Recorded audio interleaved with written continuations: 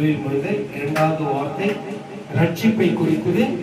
அது நம்மத்தில் பேச வருகிறவர் நம்மத்தில் இருக்கிற ராகவி அவர்கள்.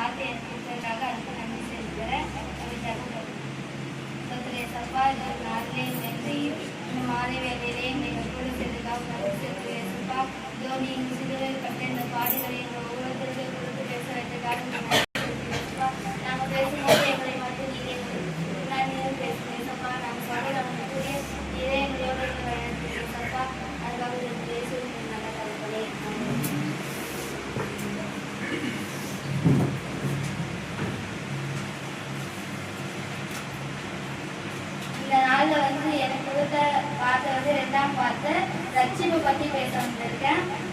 அதுக்கான வசனம் வந்து லூக்கா 23ஆம் அதிகாரம் 23ஆம் அதிகாரம் 43ஆம் வசனம். இயேசு அவனை நோக்கி, இன்றைக்கு நீ என்னுடனே கூட பரதேசில் இருப்பாய் என்று மெய்யாகவே உனக்கு சொல்கிறேன் என்றார். நான் உங்ககிட்ட ஒரு 3 கேள்வி கேட்கிறேன். நம்ம எப்ப ரட்சிக்கப்பட்டோம்னு தெரியுமா? நம்ம எப்பொழுது ரட்சிக்கப்பட்டோம்? இயேசு என்ற பெயருக்கு என்ன அர்த்தம்? இயேசு என்ற பெயருக்கு உலக ரட்சகர் என்ற அர்த்தம். இது வந்து லூக்கா 2ஆம் அதிகாரம் 11ஆம் வசனத்துல சொல்லுது.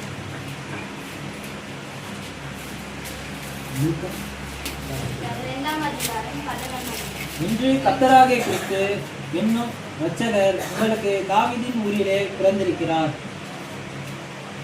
அதுல கூட பாருங்க, ரட்சகர் தாவீதின் ஊரில் பிறந்திருக்கிறார் என்றுதான் வந்து சொல்லுது. அப்ப இயேசு என்ற பெயருக்கு ரட்சகர் என்று அர்த்தம். தம்முடைய பாவங்களை ரட்சிக்க வந்த ரட்சகர் தான் இயேசு கிறிஸ்து. பாவங்களை மட்டுமல்ல, தம்மை ரட்சிக்க வந்தவர், தம் செய்த எல்லா தவறுகளையும் ரட்சிக்க வந்தவர். தம்முடைய நோய்களிலிருந்து நம்மை மீட்டு ரட்சிக்க வந்த தெய்வம் இயேசு கிறிஸ்து. அவர் இந்த உலகத்துல மனிதனை ரட்சிக்கத்தான் பிறந்தார். இவர் தம் ரட்சிக்க பிறந்தவர் இயேசு கிறிஸ்து. இப்படியானா நம்ம லூக்கா 23:43ஆம் அதிகாரத்துல பார்த்த மாதிரி இயேசு கிறிஸ்து வந்து ஒரு சிலுவை அறையும் போது 2 கல்வர்கள் மத்தியில வந்து அறையப்பட்டாங்க. அப்போது வந்து ஒரு கல்வன் வந்து ஏசப்பாவை பார்த்து சொல்றான்,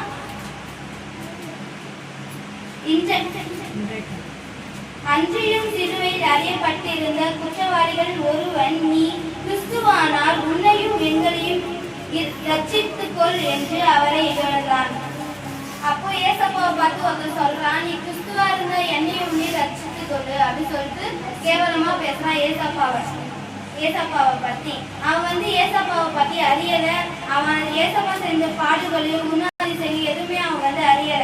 அதனால வந்து அவன் பண்ண தப்புகளை கூட அவன் அறியாதனால அப்படி பேசுறான். ஆனா இன்னொரு ஒரு கல்வன் சொல்றான், ஏசப்பாவை வந்து மற்றொருவன் அவனை நோக்கி, நீ அந்த ஆக்கினைக்குள்ளப்பட்டவனாய் இருந்ததும் தேவனுடைய பயப்படாது இருந்ததில்லையா? தாமோ நியாயப்படி தண்டித்து இருக்கிறோம். நாம் நடப்பித்தவைகளை தக்க பலனை அடைகிறோம். அவரோ தக்கதென்று நடப்பிக்கவில்லையே என்று அவனை கடிந்து கொண்டான். அப்ப இன்னொரு கல்வன் வந்து ஏசப்பாவை பத்தி அறிஞ்சிருக்கிறான். அவன் அறிஞ்சதுனாலதான் அவன் வந்து ஏசப்பா வந்து எந்த தவறும் செய்யல, அதனால அவரையும் சிலுவையில் அறையணும். நம்ம தப்பு செஞ்சதுக்காக தான் நம்ம வந்து சிலுவை அறையணும். அவர் எந்த பாவம் பண்ணாதோ அவர் எதுக்கு வந்து இந்த மாதிரி பாடுபடணும் அப்படின்னு சொல்லிட்டு அந்த கல்வனை பார்த்து இகழ்ந்து பேசுறான் அவன். அப்போ அந்த கல்வன் சொல்றான், இயேசுவை நோக்கி, ஆண்டவரே, நீ உன்னுடைய ராஜ்யத்தில் வரும்பொழுது அடியேனை நினைத்தருளும் என்கிறான். அப்போ ஏசப்பாவை பார்த்து அவன் சொல்றான், ராஜ்யத்தில் வரும்போது என்னை நினைத்தரலும். அப்போதான் குற்றவாளியை பார்த்து இந்த வார்த்தை சொல்றார் ஏசப்பா, நீ என்னுடனே கூட பரதேசில் இருப்பாய் என்கிறார். அந்த இடத்திலே அந்த கல்வனுக்கு உண்மையான இயேசு கிறிஸ்துவின் ரட்சிப்பு கிடைத்தது. இந்த வசனத்தை பார்த்தோம்னா, ஆனா அந்த கல்வன் ஞானஸ்தானம் எடுக்கல. பெரும்பாலும் சபையில ஞானஸ்தானம் எடுத்தாதான் உண்மையான ரட்சிப்பு அப்படின்னு சொல்றாங்க. ஆனா அப்படி இல்லை. நம்ம மனதார நம்ம எப்போ ஏசப்பாவை பத்தி அறிஞ்சிக்கிறோமோ அப்ப நம்மளுக்குள்ள ரட்சிப்பு உண்டாகுது. நம்ம முழுமையோட நம்ம முழு இருதயத்தோடு எப்பதான் நம்ம ஏசப்பாவை தேடுறோமோ அப்ப நம்மள ஏசப்பா ரட்சிக்கிறாரு. எந்த இடத்துல பார்த்தாலும் அல்ல, இயேசுவை முழு இருதயோட விசுவாசம் தான் நம்ம ரட்சிக்கப்பட்டோம். ஆக நம்ம இரண்டு கல்வன் இயேசுவை விசுவாசித்தான். இரண்டாம் கல்வன் இயேசுவை விசுவாசித்தான். அவருடைய குண அதிசயங்களையும் அறிந்திருந்தாம அவனுடைய தண்டனைகளையும் புரிந்து கொண்டான். ஆண்டவரிடத்துல உண்மையான முழு இருதயத்தோடு என்னை நினைத்தரும் என்று கேட்டான். அதை போலதான் நம்மளும் நம்ம ஞானஸ்தானம் எடுத்தாதான் ரட்சிக்கப்பட்டோம் என்று சொல்லல தேவரு. நம்ம முழு இருதயத்தோட ஏசப்பாவை நினைத்து உண்மையான தெய்வம் என்று ஏற்றுக்கொள்ள பொழுது ரட்சிக்கிறாரு. நம் இருதயத்தின் இயேசுதான் ரட்சகர் என்று ஏற்றுக்கொள்ள வேண்டும். அப்போது நம் ரட்சகர் என்று பார்த்தோம். அப்போ முதல்ல கேட்ட 2 கேள்விக்கு ஆன்சர் இதுல இருக்கும். நம்ம ரட்சிக்கப்பட்டவர்களா அப்படின்னு கேட்டா தெரியாது இல்லையா? இப்போ நம்ம முழு இருதயத்தோட ஏசப்பாவை ஏற்றுக்கொண்டிருந்தா அப்ப நம்ம ரட்சிக்கப்பட்டவர்கள் தானே. நம்ம எப்போ ரட்சிக்கப்பட்டோம் அதுக்கும் தெரியாது. அப்ப இந்த வசனத்தை பார்க்கும்போது நம்ம பாவம் குற்றம் நம்ம உண்மையா ஏசப்பாக்கிட்ட நம்ம இந்த மாதிரி நான் செஞ்சுட்டேன் பாவம் என்னை மன்னிச்சுன்னு கேட்கும் போது நம்ம அந்த இடத்துல ரட்சிக்கப்படுறோம். அப்போ நம்ம எந்த இடத்துல நம்ம ஞானஸ்தானம் எடுத்தாதான் சர்ச்சைக்கு போகணும் அப்படின்னு இல்லை. நம்ம மனதோட ஏசப்பாவை ஏற்றுக்கனாவே நம்ம ரட்சிக்கப்பட்டவர்கள் தான். இந்த வார்த்தைகளை ஏசுக்காமே ஆசீர்வதிக்கிறாங்க.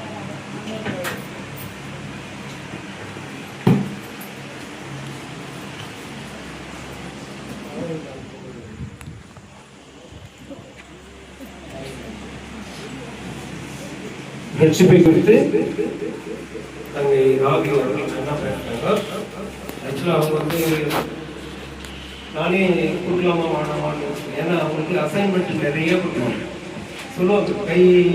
எழுதி கையை வலிக்கிறது. ஆனால் அந்த சூழ்நிலையில் கூட அவங்க பிஸியில் கூட இந்த 2ஆம் வார்த்தையை அழகாக ப்ரிப்பேர் பண்ணி ரட்சிப்பை குறித்து அழகாக பேசுகிறார்கள். மேலும் உங்களுடைய ஊழிய பாதை மேலும் வளர வேண்டும் என்று சபையின் சார்பாக நாங்கள் வாழ்த்துகிறோம். அடுத்து 3வது வார்த்தைக்கு ஆயத்தமாக 6 நாள் புகழுமே 210வது பாடல் முதல் அடியும் கடைசி அடியும் பாடலாம். 210வது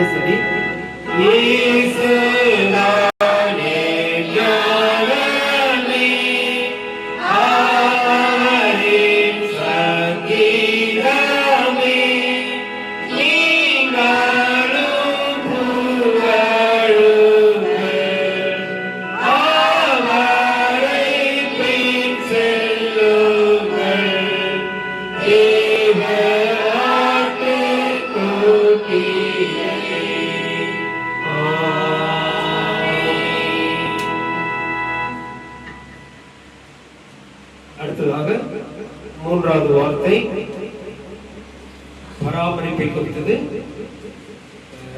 அது வந்து நம்ம பேச இருக்கிறது இது ஜாய்ஸ்.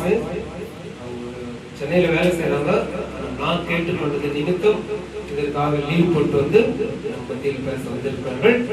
ஸோ அவர்களை நான் சபையின் சார்பாக அன்போடு அழைக்கிறேன். மூன்றாவது வார்த்தை.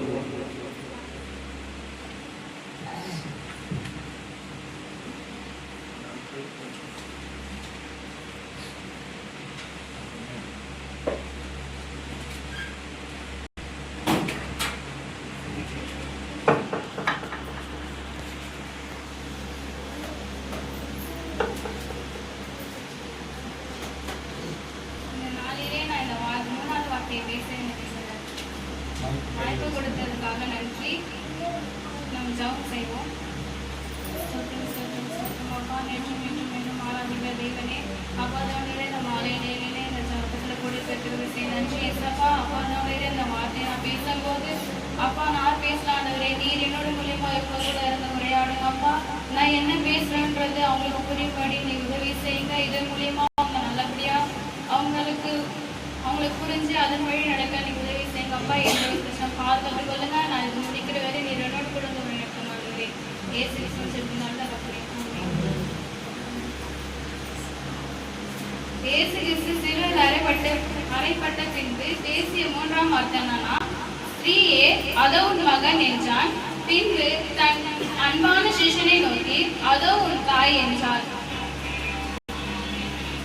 இயேசு கிறிஸ்து நமது பாவங்களுக்காக கல்வாரி சிலுவையில தொங்கி அவர் அடக்கம் பண்ண வேலையில சிலுவையில் நின்று கொண்டிருந்த அவருடைய தாயையும் அவருடைய அன்பான சீஷனையும் அங்க பார்த்து அவங்கள வந்து அந்த மரியாள் வந்து தாங்க என் மகன் என்ன சொல்லுவான்னு அவங்க பார்த்து கொண்டிருக்கிற வேலையில அவர் வந்து அவங்க தாயை மறக்காம அவங்க தாய் கிட்ட வந்து ஸ்திரீயே அதோ உன் மகன் என்றார். பின்பு அந்த சீஷனை நோக்கி அதோ உன் தாய் என்றார். இந்த வார்த்தையில ஒளியுள்ள 3 காரியங்கள் குறித்து தான் நம்ம பேச போறோம்.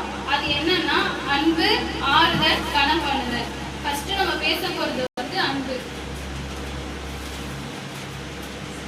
இயேசு கிறிஸ்து நம்மிடம் போதித்த பிரதான கற்பனை என்னன்னா அன்புதான்.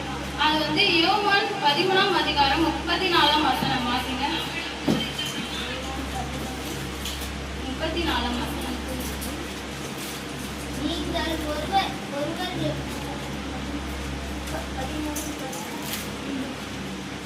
நீங்கள் ஒருவர் அன்பாயிருங்கள்.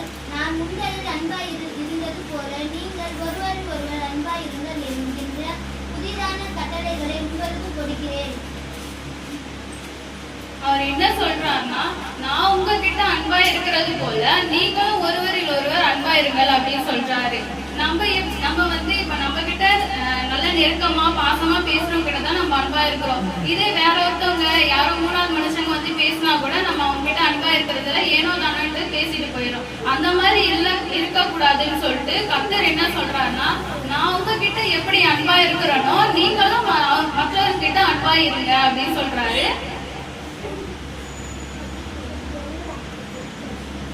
நம்ம வாழ்க்கையில நம்ம பல நேரத்துல நம்ம பிடிக்காதவங்க வந்து அத வந்து அந்த மாதிரி தவிர்க்காம நம்ம அவங்க கிட்ட நல்லா பேசி அன்பா இருக்கணும், அவங்களுக்கு உதவி செய்யணும், மற்றவங்க குறை சொல்லாம நடந்துக்கணும் அப்படின்னு சொல்லிட்டு சொல்றாங்க. யாரையும் கஷ்டப்பட்டு இருக்கும் போது அவங்களுக்கு உதவி செய்யணும் அப்படின்னு சொல்லிட்டு சொல்றாரு.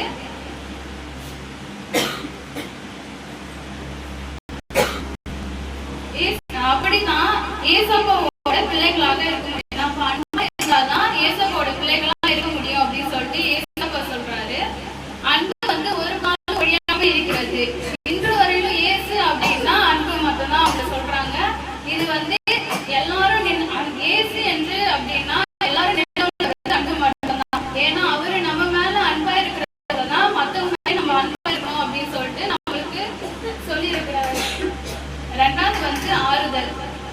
இயேசுவின் தாயாகிய மரியாளுக்கு இயேசுவானவர் தன் உலகிற்கு ரட்சிப்பு உண்டாகும் என்றும் அவருடைய ஜீவனை கொண்டு மீட்பு உண்டு முன்னமே அறிந்திருந்தாலும் இயேசுவின் மரணம் நிச்சயம் என்று அவள் உள்ளத்திற்கு துக்கமாக தான் இருந்ததாம்.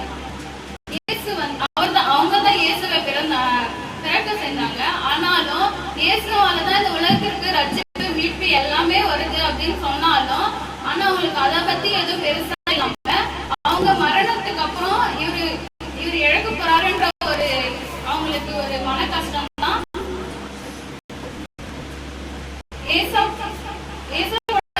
நிச்சயம் என்ற ஒரு உள்ளத்திற்கு ஒரு துக்கமாக இருந்திருக்கிறது.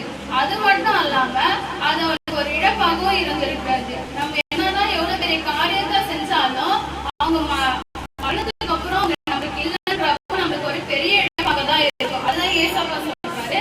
ஆனாலும் ஏசு வந்து அவங்க தாய் தனியா இருப்பாங்க அப்படின்னு வச்சுக்கிட்டு தன் மரணத்திற்கு பின்பும் தன் தாய்க்கு ஆறுதல் என்று சொல்லிட்டு அவங்களுடைய தாயை வந்து ஒப்படைச்சிட்டு போறாரு. அவங்கள தனியா தவிக்க விடாம அவங்களுடைய தாய் கிட்ட வந்து அவங்களுடைய தாய் வந்து கிட்ட ஒப்படைச்சிட்டு போறாங்க.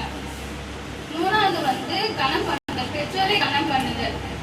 இந்த வசனம் நம்ம கட்டளைகள்லாம் அச்சாத கட்டளையா இருக்குதுன்னா பெற்றோரை கணம் பண்ணும், தாயையும் தகவலையும் கணம் பண்ணுவாங்க அப்படின்னு சொல்றாங்க. அப்படி என்னன்னா நீங்க வந்து உங்க தாய்க்கு கீழ்படுகிற பிள்ளையா நடக்கிற பிள்ளையா இருக்கணும். அந்த மாதிரி இருந்ததுனாலதான் வந்து ஒரு இந்த உலகத்துல நல்ல ஒரு ரட்சகரா இருந்திருக்கிறாரு. அவர் அவங்க அப்பா அம்மா சொல் வீடு நடந்து அவங்க கீழ்படுகிற பிள்ளையா இருந்து இருந்திருக்காரு. நீங்களும் உங்க அப்பா அம்மா கீழ்படுகிற பிள்ளையா இருங்க. அவங்க சொல் கேட்டு அவங்களுக்கு எந்த ஒரு கஷ்டத்தையும் கொடுக்காம அவங்க நல்ல ஒரு பிள்ளையா நடத்துங்க. யார் இந்த மாதிரி நீங்களை வந்து கேட்டாலும் இந்த பிள்ளை யார் வந்து ஏசப்போட பிள்ளை பெற்றோர் கீழ்படுகிற பிள்ளை அப்படின்னு சொல்ற மாதிரி வச்சுக்கோங்க. நீங்க வந்து இந்த மாதிரி இந்த பிள்ளைய இவங்கள பெற்றோர் பெற்றோர் சொல் கேட்டு நடக்கிறதே மாட்டான் இவன் இந்த மாதிரி அசிங்கமான பேச்சா பேசுங்க அந்த மாதிரி எல்லாம் இல்லாம இவன் இயேசுவோட பிள்ளை, இயேசுவோட வார்த்தை கேட்டு நடக்கிறான், அவங்க அப்பா அம்மா நல்லா பாத்துக்கிறான், அப்பா நல்லா பண்றான் அப்படின்னு சொல்லிட்டு சொல்ல வைக்கிறான். சொல்ற மாதிரி நீங்க நடந்துக்குங்க. ஓகேவா? இது மூலியமா நம்ம அன்பா இருக்கிறதும் ஆறுதலா இருக்கிறதும் பெற்றோரை கணம் பண்ணுறதும் கத்துக்கிறோம். இந்த இது வாசிக்க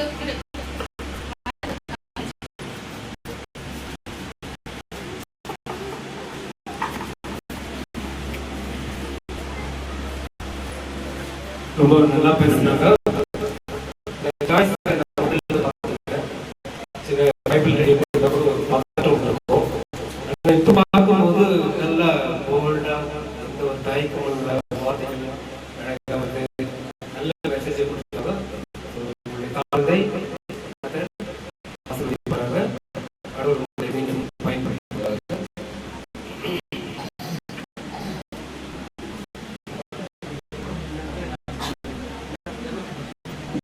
மீண்டும் 210 பாடல் 3-4 அடிகளை பாடுவோம். 6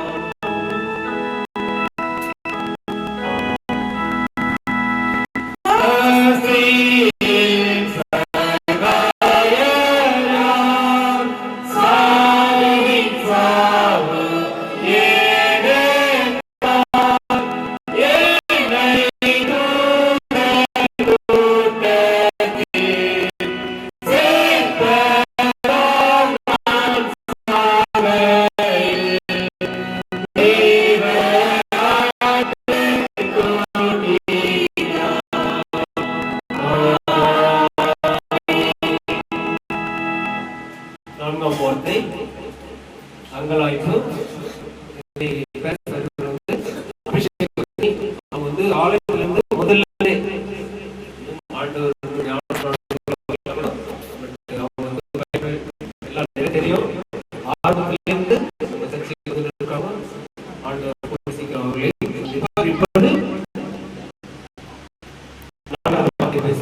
அபிஷேகம்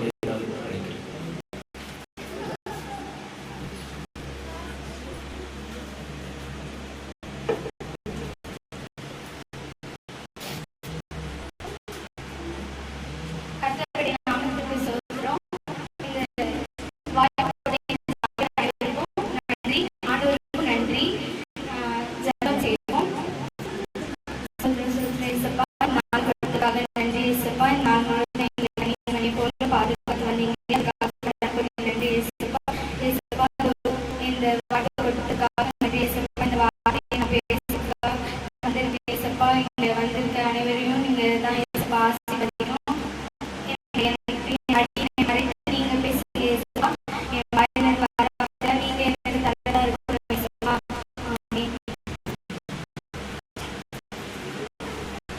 இன்னைக்கு நான் பேச இருக்கிற வார்த்தை வந்து 4வது வார்த்தை அங்கலாய்ப்பு. அதுக்கான வசனம் வேத பகுதி வந்து மத்தேயு 27ஆம் அதிகாரம் வசனம் 45 46. 45 வந்து 6 மணி நேரம் முதல் 9 மணி நேரம் வரை பூமி எங்கும் அந்தகாரம் உண்டாயிற்று. அந்தகாரம் என்றால் அடர்ந்த இருள் என்று அர்த்தம்.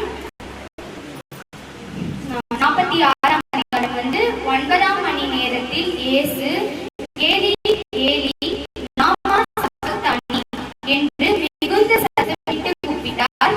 அதற்கு என் தேவனே ஏன் என்னை கைவிட்டீர் என்று அர்த்தமாம். இந்திய மணி நேரத்துல வந்து 6 மணிக்கும் 9 மணியும் சேர்த்து 15 மணி. அது வந்து ரயில்வே டைம்ல பாத்தீங்கன்னாக்கா மாலை 3 மணி நேர வேலையில வந்து இந்த மாதிரி பேசுறத இந்த 4ஆம் வார்த்தை பேசுறாங்க.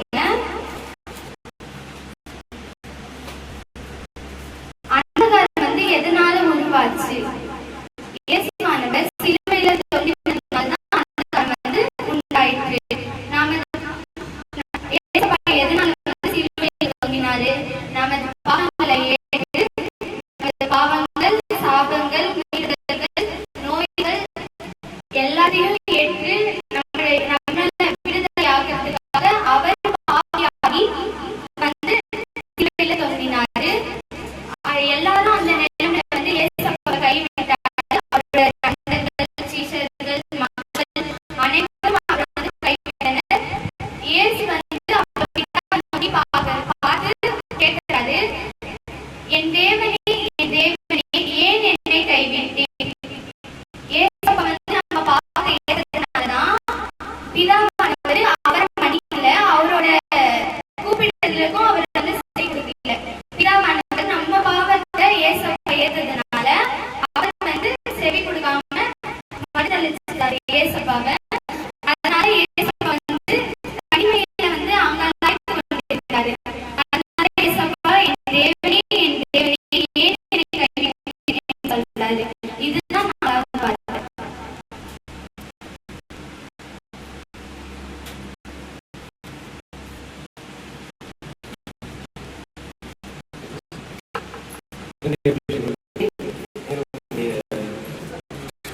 உங்களோட வந்து செய்கிற எல்லா காரியங்களும் ஆசீர்வதிப்பாரு.